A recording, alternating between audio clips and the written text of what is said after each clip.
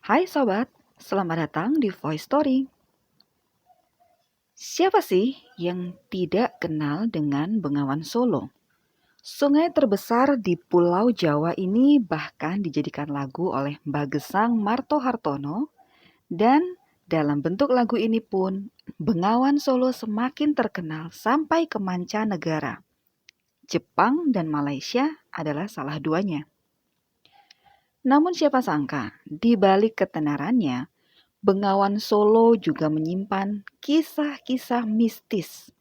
Dan kali ini kita akan mengupas kemistisan sungai yang mengaliri 17 kabupaten kota di Jawa Tengah hingga Jawa Timur ini. Langsung masuk yuk. Yang pertama, salah satu aliran Bengawan Solo yang dianggap keramat terletak di utara Ngawi. Tempat ini dinamakan Kerek, yang artinya dikerek atau dituntun. Dinamakan begitu karena perahu-perahu yang melintas di situ biasanya harus selalu dituntun karena lintasannya yang menikung ditambah arus air yang cukup deras. Konon ceritanya Dewi Maya, putri Ki Ageng Kuwung, salah satu pejabat di masa kerajaan Pajang yang pernah memerintah di saat itu, menghilangkan nyawanya di tempat ini karena tidak sanggup lagi menahan rindu kepada suaminya yang bernama Joko Sangsang, yang adalah putra angkat sang ayah. Suatu hari, Joko Sangsang tiba-tiba diutus oleh ayah angkat sekaligus ayah mertuanya itu untuk menyampaikan surat kepada kerajaan Pajang di ibu kota kerajaan. Hal ini memang disengaja supaya Joko Sangsang dapat berpisah dengan Dewi Maya istrinya. Betul saja, Joko Sangsang akhirnya menikah kembali dengan Putri Pajang di sana. Namun begitu, Joko Sangsang ini masih begitu mencintai Dewi Maya dan begitu merindukannya setelah sekian lamanya terpisah. Namun saat pulang, bukan Dewi Maya yang didapatinya, melainkan kabar duka tenggelamnya Dewi Maya yang sangat dirindukannya. Joko pun menatap tempat hanyutnya Dewi Maya dan mendapati penampakan istrinya itu, sehingga ia pun ikut melompat di tempat itu. Bagaimana dengan Putri Pajang? Sama dengan Joko Sangsang. Ia pun menyusul kepergian sang suami tercinta dengan melompat di tempat yang sama dengan Dewi Maya dan suaminya menenggelamkan diri. Sejak itulah kedung ini seringkali meminta tumbal. Setiap orang yang melintas diminta untuk selalu menjaga sikap. Kira-kira kalian percaya dengan kemistisan ini? Silahkan komen di bawah. Kemistisan selanjutnya adalah setan merah, di mana pernah diceritakan tentang seorang wanita yang hendak pulang ke rumahnya setelah membantu hajatan di rumah saudaranya. Perjalanan pulang ke rumah, wanita ini harus melewati daerah belakang rumah saudaranya itu, yang dipercaya oleh warga sekitar angker. Dan sesampainya di rumah seperti biasa, ia pun tidur setelah selesai membersihkan diri. Tapi keesokan paginya, sang suami bingung mencari-cari istrinya yang semalam ada tapi tiba-tiba menghilang di pagi buta ini.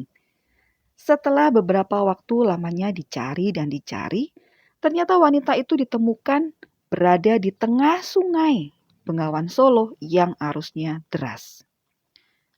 Beruntung ia tidak kehilangan nyawanya.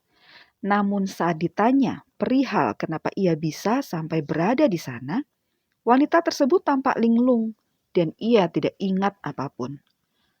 Para tetua mengkaitkan keberadaan setan merah di Bengawan Solo yang diyakini sering kali menyesatkan atau merasuki orang-orang yang mungkin sedang kosong jiwanya, atau mungkin kurang beribadahnya, atau alasan-alasan lainnya yang memungkinkan diri kita mudah untuk dirasuki.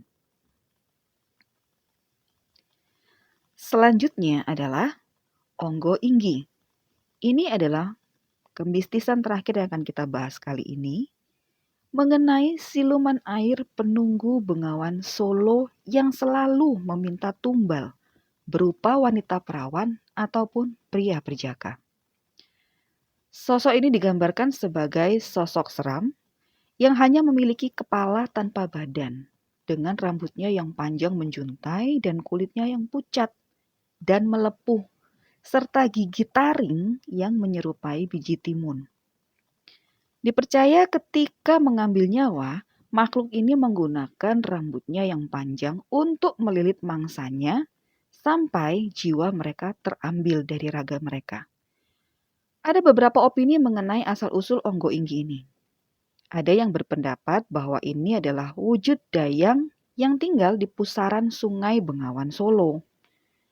Tapi ada juga yang berpendapat bahwa ini adalah sosok jin, penjaga keraton Solo yang punya tugas mulia untuk menjaga kedaulatan keraton.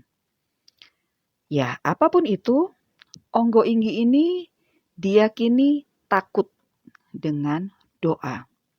Memang tidak ada yang bisa mengalahkan doa-doa, apalagi itu dipanjatkan dengan iman yang sungguh-sungguh. Namun ada juga beberapa orang tua yang memang sengaja menceritakan kisah Onggo Inggi ini kepada anak-anak mereka dengan tujuan supaya anak-anak mereka tidak bermain di dekat atau di bantaran Sungai Bengawan Solo yang arusnya memang deras. Sebenarnya masih banyak lagi kisah mistis yang beredar dari masyarakat tentang kemistisan atau keseraman Sungai Bengawan Solo. Tapi tidak hanya Bengawan Solo saja yang punya cerita-cerita mistis seperti ini. Ada banyak tempat yang memiliki cerita-cerita mistis serupa atau bahkan lebih seram lagi.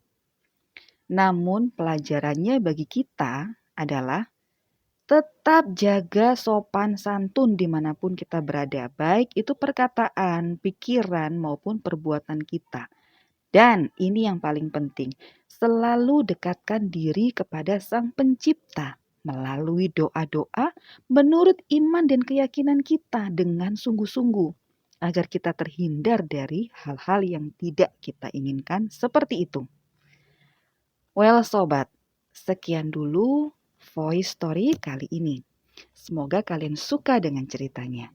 Sampai jumpa di voice story berikutnya. Bye!